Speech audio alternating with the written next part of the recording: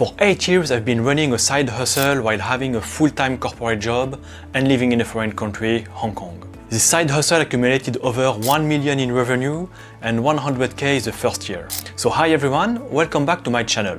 Today I'm thrilled to share my journey of building a side business from ground up and without any investment. Yes, you heard that right. I just used my hands, my brain, and recycled laptop to create something that would eventually generate over $1 million in revenue. And I managed to do all of that while juggling with a full-time corporate job. In this video, I will walk you through my story, highlighting the challenges I faced, the pivotal moments that shaped my journey, and the invaluable lessons I learned. So grab a snack, settle in, click on the subscribe button and let's dive deep in this adventure together. My life took a significant turn when my wife and I made the life-changing decision to leave France for Hong Kong. At that time, my wife was pregnant with our first child, and I was just 34 years old. As a new and super stressed father, as you can imagine, my primary goal was to provide for my family and create a stable future. And any father out there knows what I'm talking about. 2 years later, I founded my first company in Hong Kong while pursuing my full-time corporate job. When I began my entrepreneurship journey, my solo entrepreneurship journey, I was also still discovering fatherhood and parenting. This was to me an additional motivation to trigger this life-changing journey. In 2016, I noticed the buzz surrounding fintech, that's short for financial technologies. It was everywhere. I was fortunate enough to speak conferences discussing fintech innovation and sharing insights. During these events, I realized that many people were new to the topic and lacked of access to quality information. So I decided to solve that problem, and this sparked the ideas that would eventually lead me to my side hustle. The funny thing is that initially I was not really looking to create a side hustle. My focus was to create something that could help people and solve their problem. And the problem I identified was a knowledge gap around fintech innovation. I wanted to bring that knowledge I was pitching during my conferences to the broader crowd. I wanted to make complex topics accessible to everyday people. So I naturally thought about digital learning, and this is how the story started. I decided to focus on the B2C business model, selling directly to consumers. B2C means business to consumer, for information. This refers to the process where businesses, like mine, sell products or services directly to individual consumers, not to companies.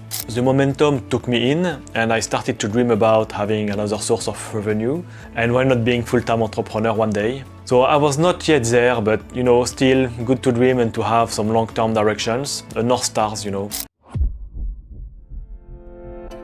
I have something important to tell you. If you are looking to improve your focus and concentration at work, I invite you to join my free e-learning course, Healthy Habits to help you stay focused. And in this e-learning, we are going to explore something that's essential for success in the workplace, the ability to stay focused and on task. If being able to maintain your concentration is a super important skill, no matter what kind of work you do, whether you are crushing numbers, writing reports or working on a big project, you need to be able to zone in and give it your full attention. It also includes my free time management matrix Excel tool. Now really you can take control of your priorities.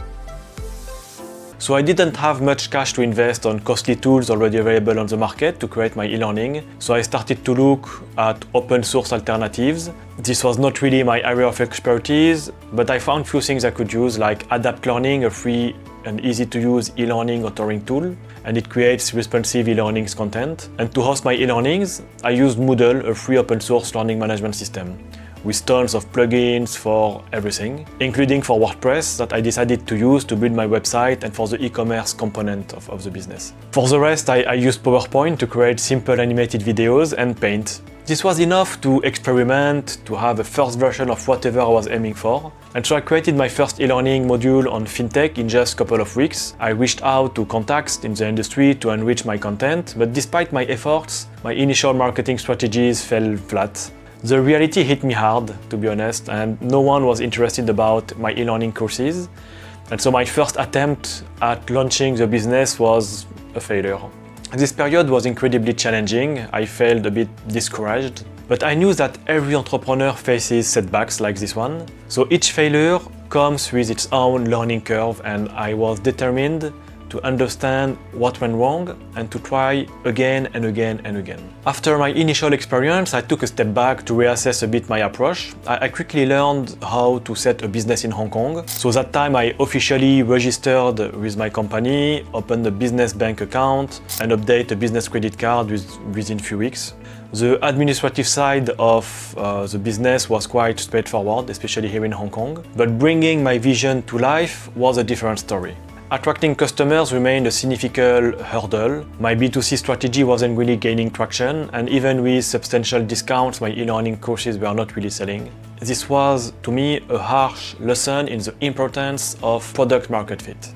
Frustrated but still determined, I decided to pivot my strategy. I reached out to my network in human resources and learning and development to gather some feedback. I wanted to see if corporate clients would be interested in upskilling their employees in fintech using my e-learning. So this shift marked a turning point for my business, moving from B2C to B2B, and it opened new doors. This was not going to be the only shift as you are going to see next. Remember that I created my company in 2016 and we are now around early 2017 in the first quarter. I discovered that while potential clients weren't interested in the content of my e-learning courses, they were interested by the design. A person I knew and who was the head of learning and development at the bank offered to provide her own content, asking me to convert it into an engaging e-learning format, but using my design. So basically using the design and the responsiveness of my e-learning on fintech, but for her own content. And this was my U-turn, transitioning from selling courses to individual clients to designing and developing digital learning content for businesses. This was just crazy. In the first months of my business, I didn't generate much, but since I pivoted, my side hustle generated 105,000 in revenue the first year, with about 65% of profit before tax, including all my expenses. By the second year, the revenue was stable at 104,000, and in the third year, it jumped to 165,000. From 2017 to 2024, I accumulated over 1.2 million in total revenue. However, I made the difficult decision to close my business in September 2024. If you're curious about the reason behind this decision, make sure to check out my related video, linked is below in the description. As I looked to scale my business, I quickly realized that I couldn't do everything myself. Remember that this was still a side hustle and I was still working full-time in my corporate job as a consultant. I had crazy hours, a day job, a night job, it was really crazy. To be more efficient and to grow, I had to start outsourcing a little bit, some of the work I was having to do. This means reinvesting a portion of my profit into my own education, hiring freelancers, and investing in leading softwares in the digital learning space. I focused on tools that will enhance our productivity and the design of the e-learning and the quality of the service that we are providing. While this investment could be steep sometimes, reaching out a couple of $1,000s, it was crucial in transitioning from a solo entrepreneur to managing a small team in a small company. Throughout this journey, I never sought external funding. I was really committed to self-funding my business and reinvesting the profit that we generated.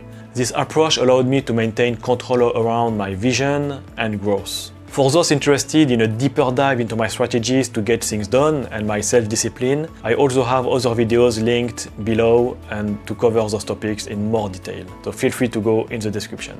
So I can't finish this video without sharing with you some of the lessons I learned in this amazing journey. Reflecting on my own journey, I've learned several key lessons that can apply to any business and to anyone. The first lesson is consistency is key.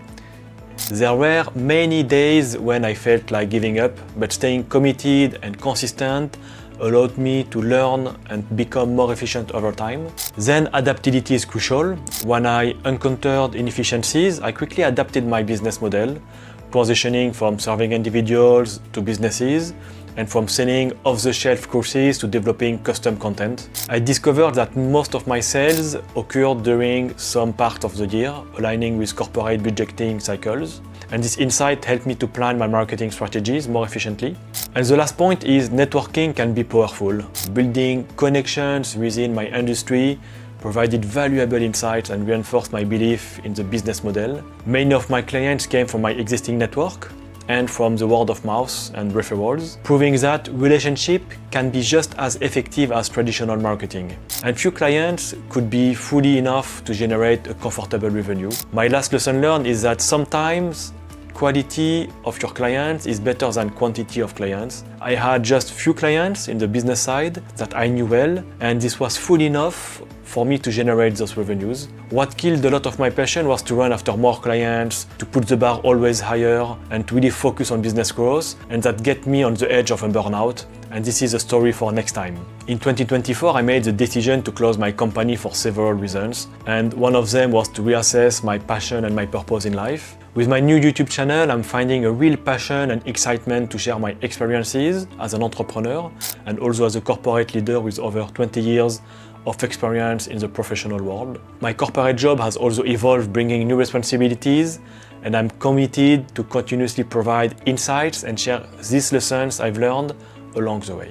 So if you are interested in my journey and want to learn more about entrepreneurship, make sure to subscribe to my channel, reach out and leave your comments. Thanks for watching, and I can't wait to see you in the next video.